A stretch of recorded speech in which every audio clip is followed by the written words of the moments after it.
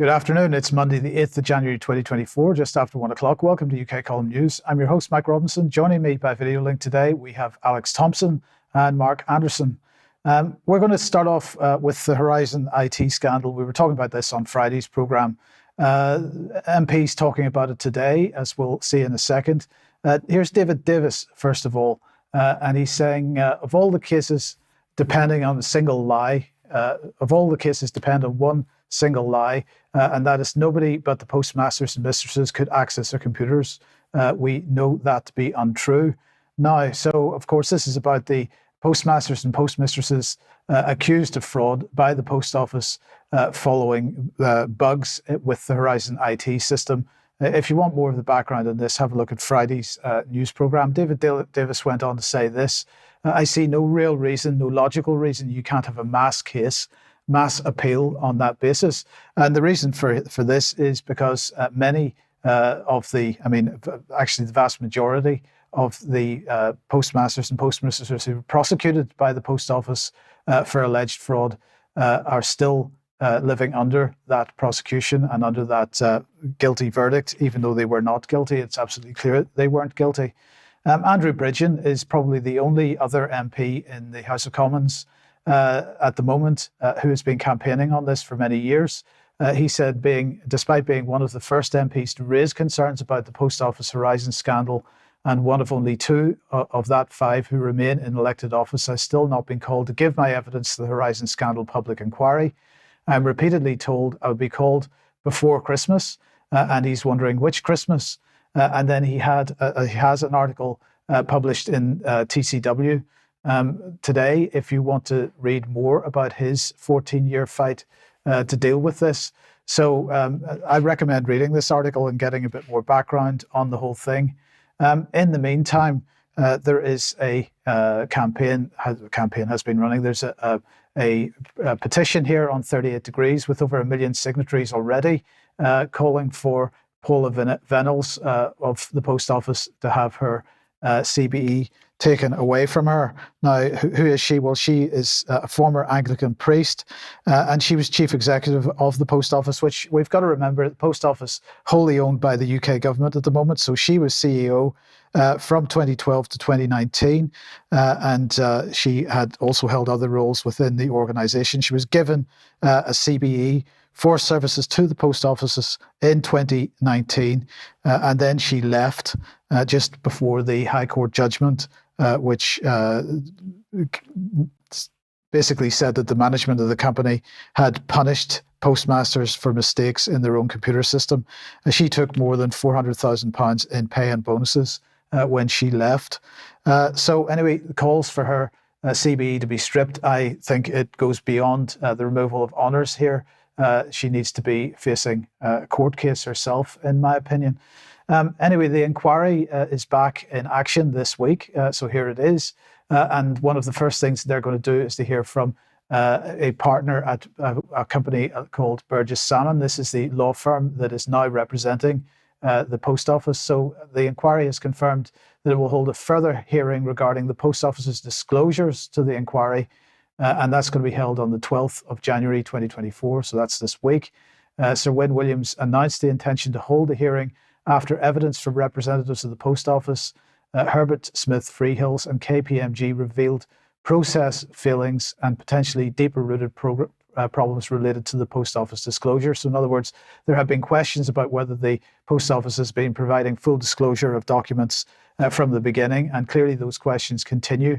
And so they are going to call in the legal team to give to inquire more about those. But if we look at the actual hearing schedule, then they're saying that Phase 4 is examining action against sub-postmasters and others with respect to policy making, audits, investigations, civil and criminal proceedings, knowledge of and responsibility for failures in investigation and disclosure. And that starts tomorrow. So in the meantime, the Post Office Horizon System Compensation Bill continues to make its way through Parliament. That's currently in the House of Lords for its second and third readings, and also the report and committee stages. This all starts this week as well. But we've also got to keep in mind that since this began, the government hasn't decided to abandon Fujitsu, who is the company that has provided this appalling system to the post office and is part of the cover-up without question, because the government has given, since 2013, £3 billion in contracts to Fujitsu for IT services since then. So apparently we continue to reward those who are causing the biggest problems. So anyway, we'll have more on this in due course. Today is an important day because it's a day of action in Germany. Alex is going to talk about this in 1 second. This is Christine Anderson pushing this out. It's the first 2024 Germany-wide Action Day. Huge numbers of farmers and their tractors out on the streets, as we can see on screen at the moment. So Alex, let me welcome to the program. Give us some more on this. Well, it's going to be difficult to give you too much more, Mike, because the German mainstream media, or as we now increasingly like to call them, the legacy media, have been scrupulous in their silence. But in a moment, I will bring up some details from one of the painstaking Substack bloggers who have taken the place of the failing media. Just before we move on to that, though, Nick Wallace's book, that's Wallace with an IS at the end, called The Great Post Office Scandal, is very well worth reading on what you were just covering. postofficescandal.uk. You can order it direct, and you don't need to go through any nefarious middleman publishers. And there's a principle at stake there, which we'll see later in the news as well, which is that the corporate underbelly of the Crown has captured the prosecutorial bodies to such an extent that a private company can press a button, run a script dressed up as AI or algorithms, but it's just a flowchart saying, probably guilty. And that's what happened with these sub-postmasters, ordinary mom-and-pop stores, to use American parlance, who got this great privilege of holding a post office franchise in the store. But let's go on to Germany. Now, Epimetheus is one of the best bloggers around from Germany, and Die Fackel 2.0, the Torch 2.0, is his brand. And he's reporting that the German people are going on general strike, which is quite something for such an orderly nation as Germany. And this will be in the show notes for people to follow. But in summary, he's saying that there's a situation in Germany that's now quite explosive. And he really has a justified bugbear about the legacy media. So let's see what has been raked up. First of all, the background to the discontent. Last Sunday, there was another poll of people by phone and also online of how they would vote in the next regularly scheduled general election, which is autumn 2025. So it's not a short-term knee-jerk question, but how are you intending to vote next year? And you can see that the three parties that make up the coalition, the Red Socialists, the very dark blue or black Union, which is the Christian Democrats, and the Greens, they're all losing support, even if it's only by 1 percentage point since last time. But it's a gradual, inexorable process. At 5% and just underneath that at 3%, you will see the threshold to get into the Bundestag. You see that there's quite a rise there for Alternative für Deutschland, Christina Andersen's party. More moves afoot to ban that party outright, and some of the more moderate wing of that party are seeing the writing on the wall and forming a new party now, possibly including the former general protector of the German constitution, Hans-Georg Maaßen. So that's going to be a real kick in the teeth for the establishment. Also is illustrating the degree of discontent in Europe's economic powerhouse, Germany. This was done for ARD, the mainstream and indeed publicly funded media there, directly funded by taxes. We'll see how Britain does that later in the news with its public broadcasting. But the question this time was, how content are you with the German government at federal level? Now, the light and dark greens together are those who are in any way pleased with the performance of the government, and that stops at 17% or 1/6 of the population. The remaining 5/6 of those polled were either not content or utterly discontent, gar nicht zufrieden, with the performance of the government. And that's before this latest scandal kicked in, which is the first in a series of what might happen in other European countries, whereby what we know in Britain as red diesel, most European countries call it that as well, that is not given sales tax or value-added tax for the purpose of agricultural machinery, that is going to be removed because the Greens in the coalition wish it so. It's already been pinched to the maximum in Germany and bordering countries.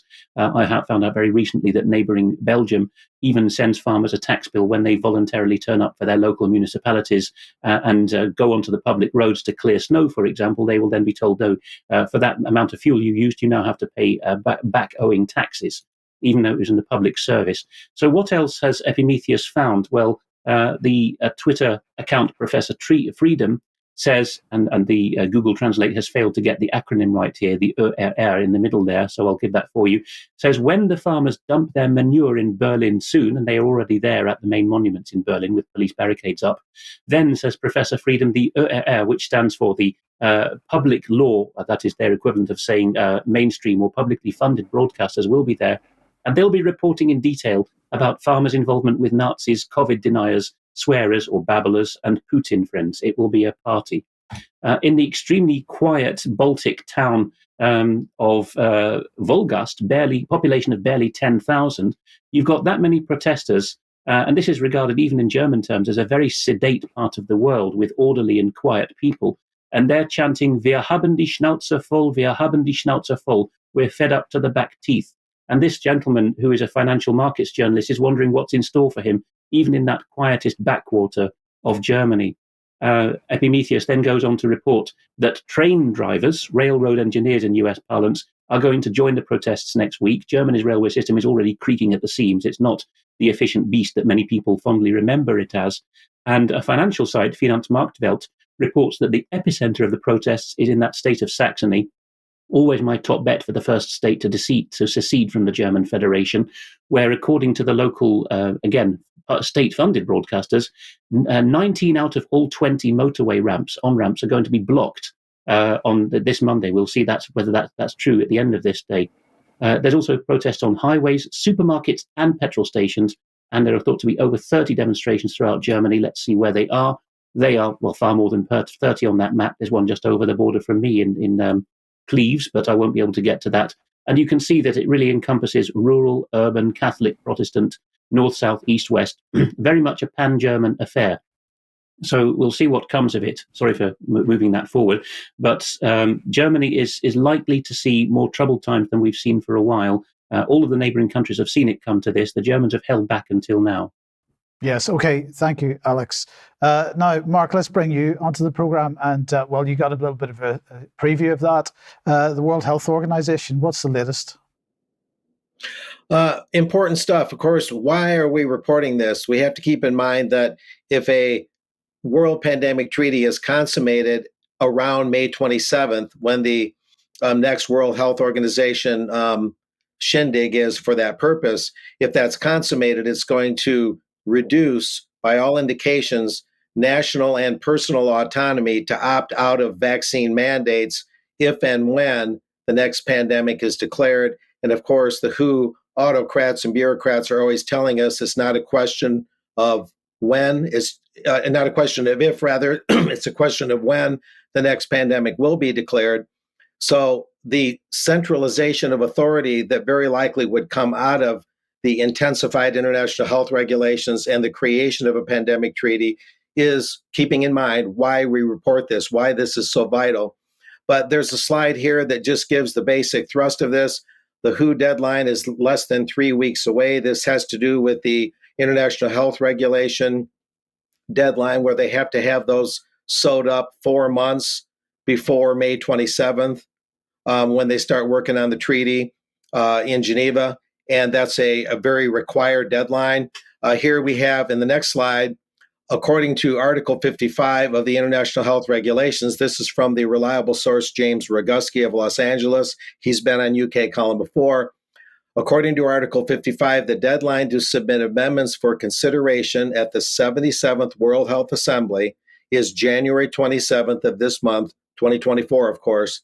If the final version of the proposed amendments to the International Health Regulations is not properly submitted before the deadline, then all such amendments, technically, that is, may not be considered during the 77th World Health Assembly, which begins May 27th, 2024. James Roguski is always very open about those that want to contact him to get involved. His email is james.roguski@gmail.com. People can check out his contact info on the show notes. He gives out his phone number. And moving on from there, we have Article 55, and this is where the requirement comes from for the record. The text of any proposed amendment shall be communicated to all state parties by the Director General at least 4 months before the Health Assembly meets, at which it is at which it is proposed for consideration. And so that's where that comes from, Article 55 in the amendment rules themselves. The mischief that may be involved, according to Roguski and according to what I've been looking at briefly, is that James Roguski believes, and I concurred when we had a conversation yesterday, Mike, Roguski believes that on the one hand, the international health regulation amendments are not ready to be considered in time in terms of having complete amendments. They're not ready to be considered in time to meet that 4-month deadline. But the issue at hand is that the powers that be within the World Health Organization may float some kind of tentative amendment, some sort of document, just to have something in the hopper, just so they can say they met that January 27th deadline 4 months before May 27th. So this is the mischief that might be involved, and whatever they throw in the hopper would be incomplete, possibly containing some kind of propaganda, in Roguski's opinion. And this last slide that I have up here is the U.S. negotiator, Colin McIff, and he is with the Health and Human Services Deputy Director, Office of Global Affairs, U.S. Department of Health and Human Services. U.S. people, and others really, but U.S. people especially, can float some notes to him on Twitter. That's his Twitter account, Colin McIff, at CLM McIff, M-C-I-F-F. And McIff, he'll answer, pardon the pun. Maybe people can get their message across to him about their concerns. But this is the vital update for now, Mike. Okay, thanks. And Alex, on the same topic then, what's happening in the EU? We have a codicil to what Mark has just presented. A key phrase in what Mark just mentioned was state parties, or states parties in legal language, which is the member states of an organization who, as sovereign executives, get together and negotiate a treaty. That's the whole raison d'etre, the sine qua non of having a treaty. However, Dr. Meryl Nass, who's well known to our viewers, from previous appearances on symposiums on UK Column, has got some friendly members of the European Parliament, led by Caroline Anderson as before, to ask both the World Health Organization and, where they'll have more success, the EU itself, being MEPs, they should manage that, whether it's true that the European Union has been possibly suggesting changes to the texts, to the IHR and the treaty, which is now called a convention, a top-level diplomatic document, on behalf of its member states. So just a brief glimpse of the letter, which will be in the show notes, written by Daughter Freedom and Justitia Europa, writing to these MEPs, saying that we understand that the EU, although it's not a signatory to the WHO, and it can't be, although of course we know that the WHO co-opts the super rich like Bill Gates to pretend to be countries if you pay enough millions and billions, but they're saying that the basis for the EU acting on behalf of its member states there is an obscure article of the Treaty on the Functioning of the EU, the technical treaty that sets out the competence of the EU, which can only be given to it and revoked by the member states that called the EU into being. That's how the whole of international law works, of course. And they're saying this is flagrantly wrong because that article only allows for cross-border health issues within the EU to be tackled by the European Commission. No way, Jose, does it allow the EU to remove fundamental freedoms from members of its individual states. Okay, and two other people that have taken part in UK Column symposiums in the past are Taylor Hudak and Arnie Buchart. Taylor has published on the Last American Vagabond website an interview with Arnie Buchart. Now, he of course, is a pathologist who's been looking into the effects of mRNA on people. And so this is quite an in-depth interview. This was recorded last May, just before his passing. And has now been released. So I'd like to encourage everybody to have a look at that. And just to let you know as well, that the Daily Mail has finally decided that it wants to get on the bandwagon with respect to the vaccine injured. So they were tweeting this out this morning. Vaccine victims left with life-changing injuries from the Oxford AstraZeneca COVID jabs say they've been censored online when speaking out. Now, of course, that censorship has been going on for a very long time. We've covered it in detail on the UK Column. And in fact, the reason we were chucked off YouTube in the first place was because we attempted to carry an interview with the wife of someone who had been severely vaccine injured. And that resulted in our being deplatformed from YouTube and from Vimeo, in fact. But the Daily Mail, just looking at the language that they use, they talk about claims, they talk about beliefs, they talk about the man who is taking a legal case against AstraZeneca at the moment. In fact, that, just so that everybody knows, is a father of two called Jimmy Scott, and he suffered a blood clot and life-changing injuries as a result. So anyway, that is going on at the moment. The Daily Mail attempting to get onto pretend to support people, but in fact, you read the language in the article, and it's not much support there at all, as far as I can see. So, okay, let's move on from there. If you like what the UK Column does, you'd like to support us, please head over to community.ukcolumn.org. There are options to help us out there. Your support very much needed, so please do join us if you possibly can. You could pick something up at the UK Column shop, but do share anything that you find on the platforms, especially ukcolumn.org and ukcolumnextracts.co.uk. Now, tomorrow, an interview on farming and food production and how people are coming together. There's Marianne Hill and Michelle Turner coming together to bring farmers and communities together to attempt to make the food chain a much more productive situation. That will be going at 1 p.m. tomorrow. Charles will be the interviewer for that, so please join us for that at 1 p.m. Yesterday, we held the symposium on Genocide and Empire, examining October the 7th and the geopolitics of the war on Palestine. That was, I thought, a fantastic event. Thank you to everybody that joined us live for that. The recording of the full live stream is on the UK Column website at the moment, and over the coming days we will be changing that to individual presentations so you can share the individual presentations. But the issue of whether genocide was taking place in Gaza was brought up, and I just want to bring out one little clip from the symposium. This is Richard Falk commenting on genocide.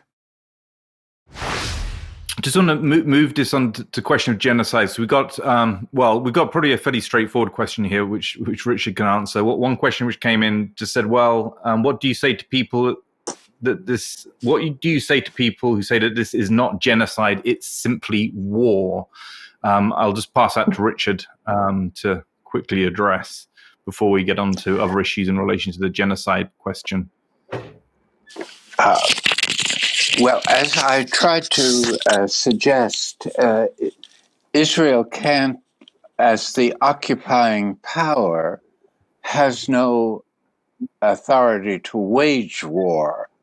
It has the authority to reestablish its security by reasonable and appropriate means, while upholding its primary obligation as the occupying power of protecting, not decimating, the civilian population.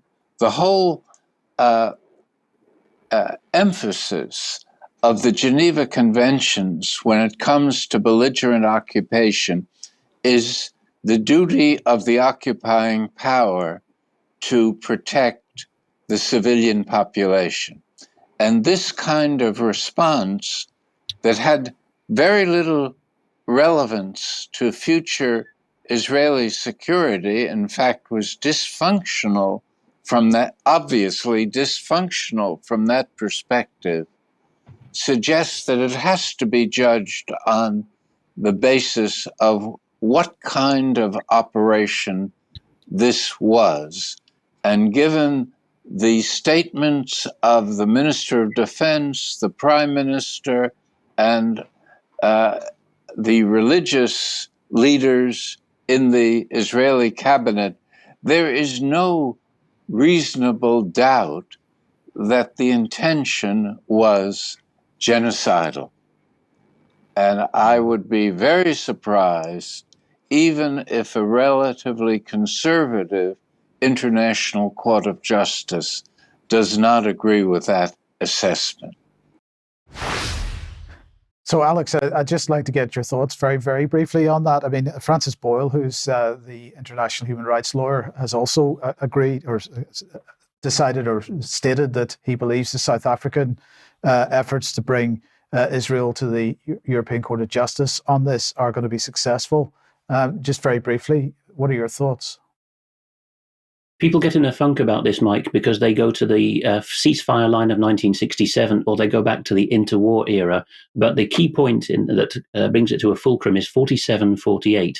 And the Israeli claims, pushed now by the likes of Natasha Hausdorff, the dual citizen barrister who's always on Sky News and the like, is that Israel took a kind of terra nullius, a no man's land in 48. Because neither the Palestinians nor Jordan and Egypt, respectively, had made a state out of those territories.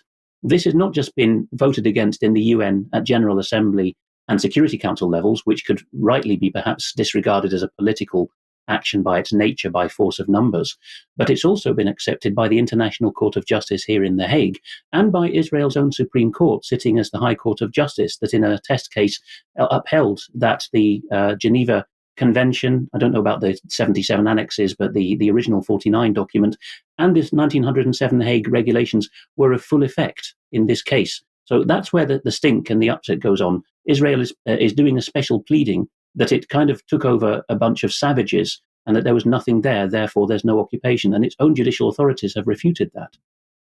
Okay, thank you for that. Let's come back to the UK then, Alex, and television licensing. Yes, this is for the second time, this news, that Mark and anyone watching from the States might be nonplussed by how the British Crown goes about things, because here we have yet another case of cosy corporations masquerading as the Crown. We've made a decision to refer much less to legacy media and to go straight to source documents in this new year, but we will make an exception for general, good old-fashioned court reporters, such as the gentleman who's gone on behalf of the London Evening Standard to the courts this time, who have filleted some real information. So the headline is the most shocking bit, that a woman who had who was under basically a curatorship by her local authority in the borough of Tower Hamlets actually had a prosecution brought against her. And those with sharp eyes on big screens will see that TV licensing is brought through a controversial fast-track justice system called single judicial process, if the name serves me correctly, which I think is related to the Northampton bulk processing centres that our viewers brought our attention to some years ago. But here it is, the single justice procedure convicts people. How's this for the mother of democracies that likes telling other countries how to run their justice systems? It convicts thousands of people each week behind closed doors solely on written evidence. And the defendant's pleas in writing are not observed, are not run through by the pseudo-prosecutors before these prosecutions are obtained. It seems to be a target-hitting exercise. So let's see some details there. One here concerns that particular woman, and we haven't put it on screen, but the Guardian effectively at her local council wrote to the prosecutors saying, "You've made a mistake. Direct debit, for those watching abroad, that's the automated bank payment month by month, failed," which is a common thread in many of these themes in a time of bank censorship and bank inefficiency. So I've reset the direct debit. It should be going through. Get this, a magistrate, that's somebody who is a member of the executive pretending to be a judge on behalf of the government, accepted the guilty plea on her behalf that was entered on her behalf by her curator or guardian, and decided, well, they would, wouldn't they, not to have a full open court hearing where a jury might hear some untoward things. So to add insult to injury, the woman was convicted and given a 6-month conditional discharge, but told to pay a victim surcharge to the poor BBC of £26. Now, this is not just something which has gone on in that particular borough, but also in Eltham in South East London. I think the Standard picked up on this again because it's within their remit in Greater London. And here we have Chilly John Carney. I recommend people subscribe to him on YouTube because he has made a special work of going into these cases. Chilly John Carney, just in a very brief clip, describes what happened when the Eltham gentleman wrote to defend himself. Again, it wasn't considered in time, it seemed, when he was prosecuted, and said, "Listen, my wife's disabled. She's not able to handle finances. The direct debit was in her name and got cancelled." And then there's more to the story, which he'll describe very briefly. The next reherb was when they turned up at the door. Okay, so you set the license up at the door. He got his commission that day, the enforcement officer, sold you a license, but you still ended up in court. And that sounds fair. That sounds like a fair situation, does it? And this article goes on. There's more. There's a lot more. It's ridiculous. What a ridiculous system this is. I can see Mark watching in shock on my large monitor, and well, he should, because you heard correctly there. An enforcement officer turned up and sold, through the means of a payment card, which was on the excuse that direct debits couldn't work, which I doubt, sold a payment card. There may have been extra commission in that for him or her, the very same day the prosecution went through. And this is an example fished out by the Evening Standard of the kind of written defences that are not seen by the prosecutors before people are taken to court. I don't have an ability to write. My mother's writing for me. I have epilepsy, type 1 diabetes. I'm trying to live off benefits. My TV wasn't working when the officer came round. This is often something which is disputed. Enforcement officers will routinely say TV was found to be working and it's disputed that it was, etc. And the license fee's been paid for the months in the interim. What's to be done about this? Well, Martin Geddes, who has a Substack blog called Future of Communications, has gone straight to the top, has gone to the Minister of Culture, Media and Sport. Also in the show notes will be the legal backstory from his previous blog, so you can see his detailed argument. But the headlines presented now to the Minister in Westminster is this. He says, the fraud is that the trading name TV licensing, which people in Britain will see at the bottom of websites and TV pages, is presented to the public as a legal person, but it isn't. A trademark cannot own a copyright. This cannot be an accident. And he goes on, this conversion of a trademark into a chameleon-like legal person, I'd love to hear from intellectual property lawyers to correct or add to this. This allows the BBC to receive the revenue assets, because it's a respectable Crown-like brand, but the legal liabilities go to Capita, the often discussed and often failing middleman that inserts itself in many parts of British life. Geddes himself is a victim of this fraud. Capita usurped the case as an interloper with no standing. He goes on, correspondence is being sent to the public under the brand TV licensing, even with a copyright icon, with no legal person attached to it. And you interact with changes between the BBC and Capita at their whim. They put on different masks depending on which way the wind's blowing. The BBC demands that checks be made payable to TV licensing, which isn't a legal person, and the direct debit mandates have no fixed legal person attached. Perhaps the banks aren't so crazy to stop the direct debits in some cases. Martin Geddes finishes, my opinion is that the only possible purpose of presenting a trademark as a person is to deceive. It's reasonable to presume that this has been approved of at the highest levels at the BBC and Capita. And he correctly warns that at some point a test case will be brought.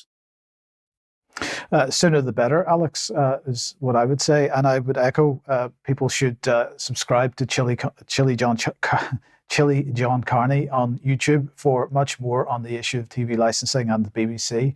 And now let's move over to the United States then.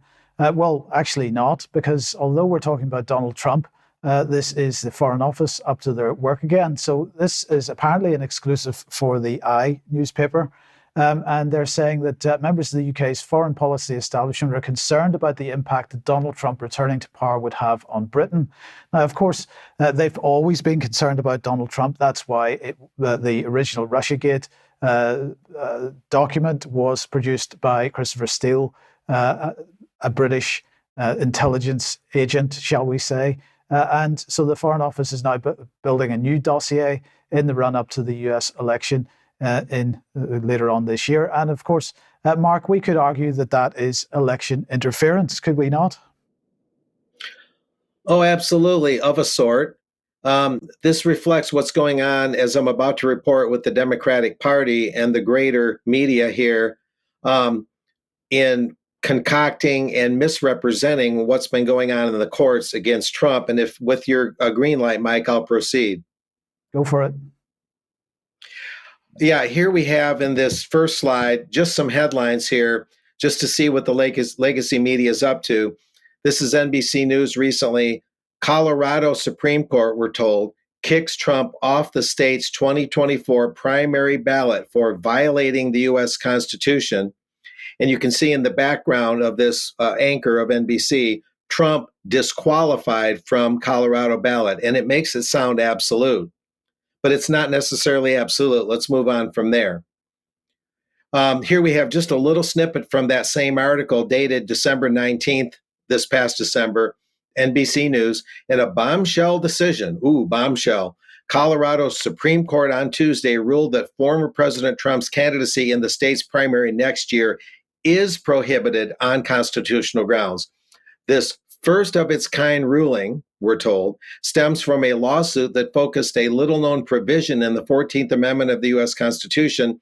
Similar challenges in other states have proven unsuccessful. Let's go on from there.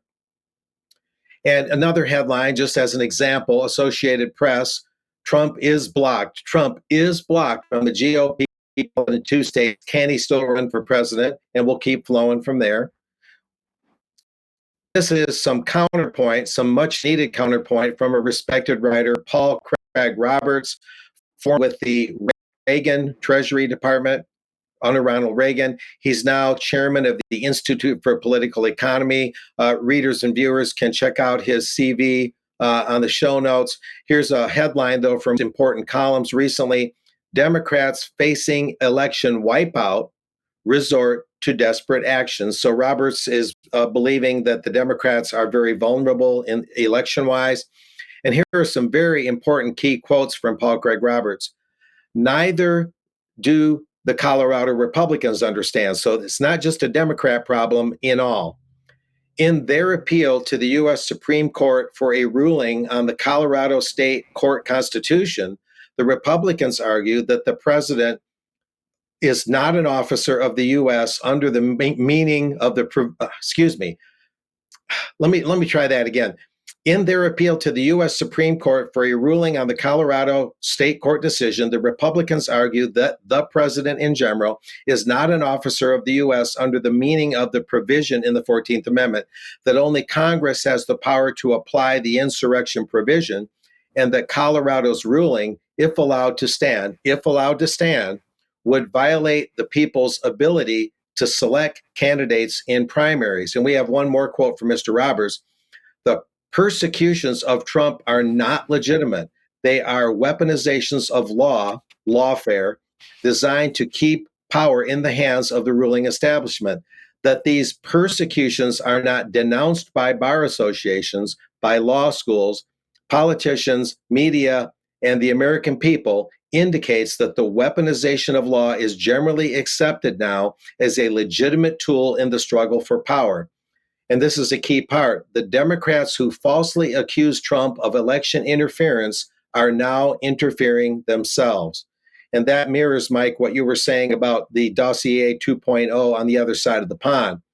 So this kind of blows the lid off the basic fact that Trump was never tried or successfully prosecuted or convicted of insurrection. So how can he be removed from both the ballots of Colorado and the state of Maine if he's never been convicted, much less, never been tried, much less convicted or sentenced or anything like that for actual insurrection? So it's a lot of legal legerdemain. It's a lot of misleading fakery going on, evidently. And I think that's something people need to understand at this juncture. And this is not a wholesale endorsement of Donald Trump by any means. This is just talking about media complicity in falsehoods and misleading the electorate. And your element on this, Mike, about that dossier just adds to the gravity of this. So that's sufficient for today. Yeah, I would just ask, Mark, I mean, because I don't actually see any prospect of Trump doing anything particularly useful. He certainly didn't in his first 4 years. Maybe you think that it would be different in the second term. I think that there's a bit of panic going on from the UK government, at least, with respect to Trump, because I don't necessarily think that he's capable of achieving what he says he is. Yeah, I think, well, it's a mixed bag. In his first term, Donald Trump did pull the U.S. back out of the Paris Climate Agreement. He did it on the eve of Bilderberg in June 2017. He called out the media, the fake news, which was probably his, you might say, claim to fame. He made a lot of headway with that. He did call out the Fed a couple times, and he began to question the Federal Reserve's policies and thinking more than most presidents have done in recent decades. But then he seemed to boost the vax mandate without much counterpoint, without much rethinking of the situation. I'm not sure what duress he might have been under. So Trump does come out as something of a mixed bag, but compared to the Biden administration, many conservatives, especially here in Texas, constitutionalists, are yearning to get Trump back in, because they believe at least it would put us somewhat on the right track, Biden being such an utter disaster, especially with the border. So that's kind of how it crunches out right now, Mike. But the media lies and misleading quotes on this, making it look like Trump is guilty of something he isn't, thereby wrongly legitimizing what Colorado and Maine have done. That's the main story here. Yes, well, indeed. Well, one country that he likes to consider an enemy, of course, is China. China is under some sanctions for one reason or another. They've decided to hit back on sanctions. So here's the Chinese Foreign Ministry spokeswoman talking about arms sales to China's Taiwan region. So she said it's a blatant violation of the One China principle and the stipulations of the 3 China-US joint communiques, particularly the 17th of August joint communique of 1982. And she went on to say, and the illegal unilateral sanctions the US has imposed on Chinese companies and individuals under various false pretexts seriously harm China's sovereignty and security interests. So in response to these gravely wrong actions taken by the US and in accordance with China's anti-foreign sanctions law, China has decided to sanction 5 US defense industry companies. And those 5 companies are BAE Systems Land and Armament, Alliant Tech Systems Operation, AeroVironment, and Viasat and Datalink Solutions. So those are the companies that China has decided to sanction. She went on to say, we urge the United States to abide by the One China principle and the 3 China-US joint communiques, observe international law and basic norms governing international relations, stop arming Taiwan and stop targeting China with illegal unilateral sanctions. Otherwise, there'll be strong and resolute response from China. So China-US relations not at their best at the moment, but same for China-UK. Because, this is the website of China's Ministry of State Security. Basically, they are claiming that MI6 recruited a foreign national, so not a Brit and not a Chinese, a third country national that they're calling Huang. They recruited him in 2015, and he has been spying on Britain's behalf, on MI6's behalf, ever since, including passing over various documents with various degrees of classification with respect to secrecy. Alex, very briefly, I mean, what are your thoughts on that? Is that something that is unusual? Because I would have thought that type of thing happens quite regularly. Absolutely, it does. That's the whole point of running agents. And the more third country nationals you can bring to the table, the better, because they're more plausibly deniable. So why do you think they're getting so upset about this particular case? Well, it's timing. Timing is everything in espionage. You build up a backlog of such faux outrages and trot them out when the bilateral relationship is deteriorating. I think the Chinese MFA is definitely entering a new strident phase of self-confidence. I see that the state-owned Chinese shipping company Costco will not do any business with Israel or deliver to Israeli ports. And I think it's part of that general trend, really, to show their hand. I mean, they have decided to crack down on what they're describing as foreign consultancies. And we've sort of seen the same kind of thing in Russia as well. I don't know whether that's something that we're seeing in the West with the Russian and Chinese counterparts. Yes, you have to take different forms in different environments to do espionage, obviously, beyond diplomatic cover itself. In Russia and Eastern Europe, the Western agencies were able to use a lot of religious and NGO cover because of the nature of the societies and their degree of openness after decommunization. China hasn't allowed NGOs, so you would expect more to be done in a nation that's famously business-minded through consultancies. And that's really something that doesn't surprise. It's just a question, as I say, of why now. And that must be because the Chinese feel they have less to lose and more to gain. Yes. Okay. Well, thank you for that, Alex. Now let's move on to Estonia. Yes, the main title in Tallinn, Postimees, has got a Russian language service, which we'll see here. And at the start of last month, I've been off since, so I haven't been able to cover it. They reported that the Prime Minister, Mrs. Kallas, had got a plan to ban people from the country if they dared to apply for a Russian Federation passport. So using machine translation just for convenience, we see that Interior Ministry Lauri Läänemets said in early November, also covered by Postimees, you can follow through and see the original announcement link through here, said he was looking for ways to expel from Estonia those who decide to obtain Russian citizenship.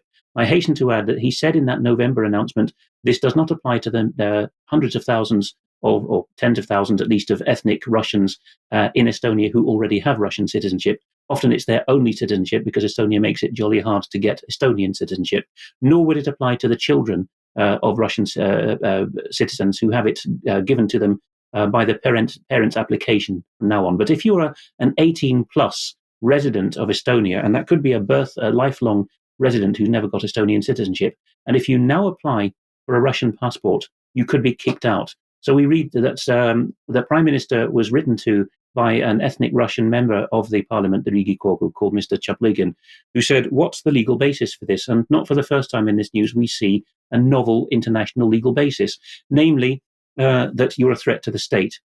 How does this work? Well, allegedly, the idea is that under Article 241 of the Aliens Act, the Interior Ministry can say you're a security threat because you made a decision contrary to us. And there's even a bit more detail here in the Prime Minister's reply. The argument is, if you're 18, then clearly, because of our glorious independent media and our wonderful free democratic world that you enter in Estonia, it must be entirely evident to you that Russia is a criminal and terrorist state because it's attacked Ukraine. Therefore, there's no possible other motive for you to apply for Russian citizenship on the new fast track that Russia's announced, other than because you must be someone nefarious and you might be ready to attack Ukraine, ergo you're a threat to Estonia. No sense at all in international law. But it could lead to an exodus of ethnic Russians from the Balkans, despite the assurance given by the Interior Minister. Okay, thank you, Alex. Now, speaking of a free media, then, when was it? October or so last year, we were talking about the fact that the EU's equivalent of the Online Safety Act would be coming into force at the end of the year. And one question in particular was, what would the effects be on Twitter or X? We start maybe to get an idea of that coming through. We do, thanks to Reclaim the Net, which I think far better than anyone else online trawls the internet for anything concerning in the domain of media freedom and online freedom. And so the European Commission, in the form of its commissioner, Thierry Breton, has decided to do what he had long trailed he was going to do. Now that the Digital Services Act has gone through the European Parliament and become a law of the Council and Parliament, he, as commissioner, as the executive body, as it were, is going to have a go at Twitter. His formal grounds were announced, ironically enough, on Twitter or X. The three things that he decided to highlight with his rather infantile hazard signs are suspected breach of obligations under this new EU legislation, obligations to counter illegal content and disinformation. That would be obligatory censorship to you and me, Mike. Suspected breach of transparency obligations, and this is a bit more of Eurocrat policy wonk talk, suspected deceptive design of the user interface.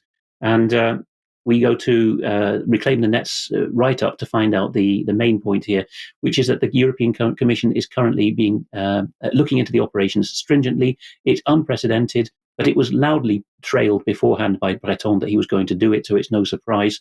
And Reclaim the Net's analysis is that the main thrust of the European Commission's case against Twitter or X will be that it may have breached EU law on risk management, data access, dark patterns, lack of censorship, and transparency in advertising. A mixed bag there, some things that most of us would agree with and some things that certainly none of our views would agree with, all lumped together as one infraction and transgression. And of course, that's the justification that they'll always use to cover the intended outcome with things that many people can agree with. But Mark, let's come back to the United States and what's going on with legacy media. Quite a bit. A very brief mention about the Trump segment. He is appealing the Maine and Colorado rulings about ballot access to the U.S. Supreme Court. Just wanted to mention that. Now, here we're showing in this slide the Civic News Company. And what this is probably roughly once a month, give or take, I'll be reporting about the new news ecosystem by the legacy media. they're trying to recreate themselves in certain realms. We've all heard the argument and the concern. Oh, there's a news desert out here in the UK, Canada, the US. Local newspapers are closing. Local affiliates of radio and TV stations are closing. They're going belly up, and we're going to starve to death if we don't get enough legacy news content. Ha, ha, ha. Well, accordingly, and because of people like us, in my opinion, the powers that be are putting kind of a 2.0 legacy media together and trying to repopulate that desert. And our example this week, the main one, is Civic News Company. In this slide, we see Elizabeth Green, the CEO and co-founder of Chalkbeat. Now, the Civic News Company has two main elements: Chalkbeat, like chalk on a chalkboard, which is about education news, and VoteBeat, which is about elections. And they're limiting it to Texas, Michigan, my main two states, and a couple other states, not the whole nation. And we were showing there for a minute on that previous slide, I just wanted to mention real quick, of Elizabeth Green, we were showing that according to the 990 IRS tax form, she's pulling down, according to that form in 2021, $286,762 salary plus $42,000 and some change in perks. And the team behind Chalkbeat and VoteBeat is excited to introduce the Civic News Company. That's kind of the parent company. This is a little example of what they're telling consumers of their product and would-be consumers. As many of you know, we added a new newsroom to the Chalkbeat family when we launched VoteBeat. VoteBeat covers election administration and voting, and here's those states: Texas, Pennsylvania, Michigan, Arizona, etc. In much the same way that Chalkbeat covers public education, etc. There have been many benefits to creating VoteBeat, from affirming the power of Chalkbeat and our incredible community, to informing a conversation and decision-making process plagued by polarization and misinformation. In just a few months, our team revealed the fringe movement that drove an entire Texas county's election staff out of their job, we're told, and uncovered connections between Arizona's Dropbox vigilantes, get that, Dropbox vigilantes, and a national election disinformation system. I'll explain further now as we go along here. This is from the website of the Civic News Company and VoteBeat and Chalkbeat, et cetera. This part being from VoteBeat. Elections are in crisis, it says. Election extremists have targeted our democracy. Support VoteBeat's nonpartisan, nonprofit journalism to protect the power of the vote. So elections in crisis is not that there could be a hidden vote count, not that there could be a miscount, not that voting machines might malfunction or be programmed to flip the vote. The only problem is people are asking questions. The crisis is literally, according to this 2.0 legacy media, Civic News Company, and their outlets, the crisis is that people are asking questions. And this other article with that posting, it says, and this is about Gillespie County in Fredericksburg, Texas, a little bit west of Austin. What brought down one Texas county's entire election department? It was something in the water. And that's a reference to the fact that some people in Gillespie County have been getting into kind of the age-old process of questioning why municipalities are putting fluoride in water, which is a legitimate question for actual health concerns. It's not a communist plot. So the people that went to Gillespie County to watch the elections in 2020, the presidential election, were asking a lot of questions about the overall process. They were poll watchers, and the press, VoteBeat included, especially VoteBeat, was criticizing the people and quoting the people working for the election system who were critical of those who were asking questions. And at no time did the VoteBeat reporters ever actually find out what the poll watchers were concerned about in the 2020 elections in Gillespie County. Did they have legitimate concerns? VoteBeat's not even reporting on that. Now, in this next slide here, we have Dropbox watchers in Arizona connected to national effort from 2,000 Mulls creators. This is another VoteBeat report stemming from the Civic News Company.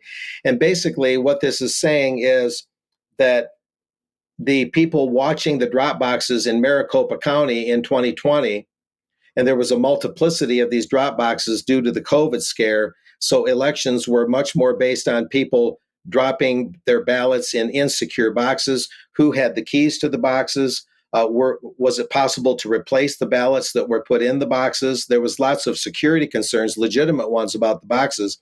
And 2,000 Mules is a referral to Dinesh D'Souza, the filmmaker who produced a film, a documentary called 2,000 Mules that outlined those concerns about drop boxes in Arizona and other states and those security concerns. So again, VoteBeat is completely ignoring any legitimate questions and just writing everyone off as conspiracy theorists and deniers. And so there's this creation of this new news ecosystem by the legacy media, and yet we're seeing there goes the new boss. Here's the new boss, same as the old boss, that kind of thing. The same old deceptive reporting techniques. Here in this next slide, we have the Civic News Company's numbers a little bit. They had revenues of 12.8 million, expenses of 11.9 million in 2022, I believe that is, and total assets 8.49 million, total liabilities 491,000, I believe that is, and that's from the 990 filing in the state of New York.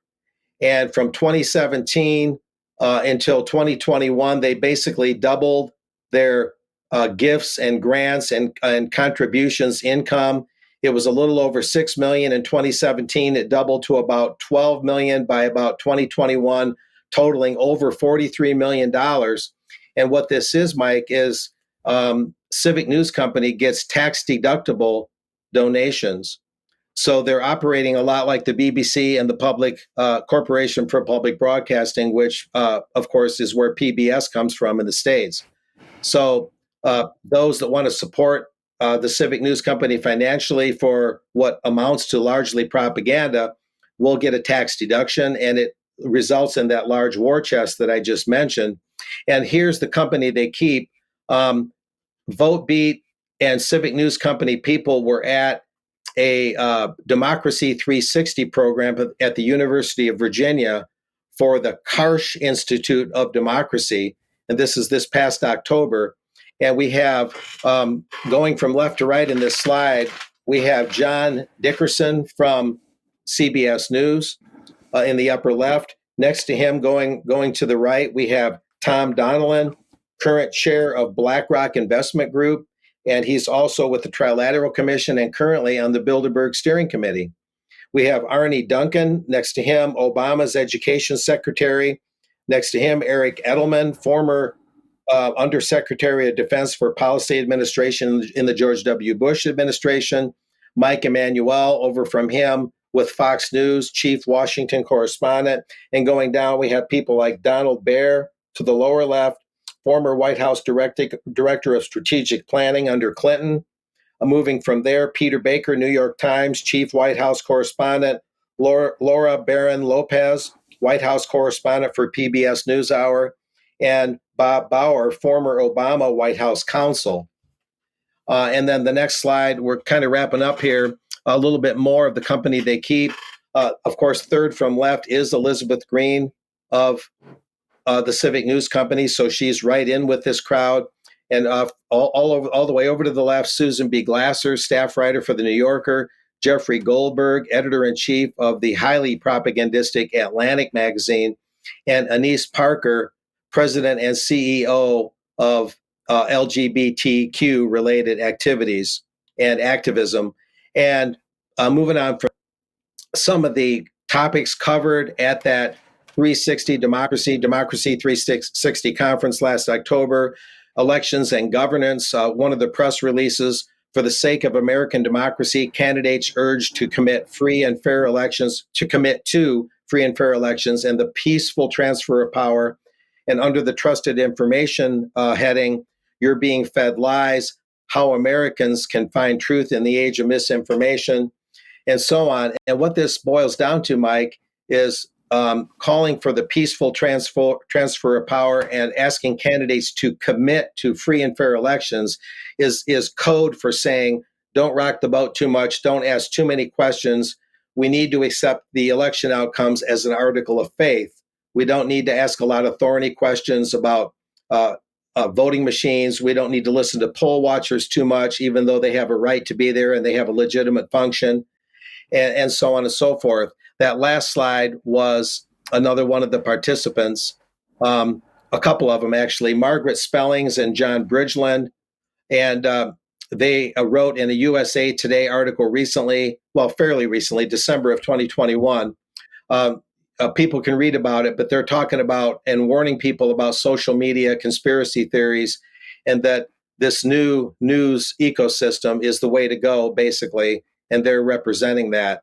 So this is part of what's part of more to come on this, Mike. There's lots to talk about. We'll be talking about an organization called GRIST soon, so they fit into this as well.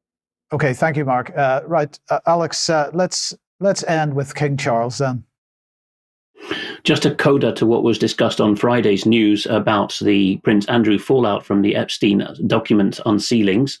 The royal family's own website points out that Prince Andrew is still, and this is defined by a 1937 statute, the king can't change it unilaterally, he's still a councillor of state. That's councillor with an SE, so he's not sitting on a council with a CI, but he is counselling the king. And this comes from the age of royal travel in the 20th century, when various monarchs, the last couple of Georges, decided that when they were out of the country, they needed senior royals to be able to sign for them in some situations. So as the royal family's own website points out, they can't do everything. They can't do Commonwealth matters, fire Parliament, hire a Prime Minister, or create peers. But there's a lot of things they can do, like stand in for the King at Privy Council. Prince Andrew is still one of them. And whatever's called routine documents here, Prince Andrew can still sign. I think it's in a twosome with another one of the councillors of state. But again, this is set out by statute. It's not the King's personal decision. A lecturer in law from Bangor University in North Wales called Craig Prescott has rightly remarked here that the monarch really can't change this unilaterally. And also, intriguingly, and I'd invite follow-up on this from viewers, that royal assent can't be granted because, as he puts it, this needs a royal hand signature, a sign manual. And yet, by linking to the Royal Assent Act, he's given the game away here. I don't blame him for anything, but there's a lot of sleight of hand in this act as well, because the idea here is that law becomes assented to by the king, not when it's signed by his hand. We have doubts whether that often happens, but when a committee of lords brings it back to the House and says the king has agreed to it.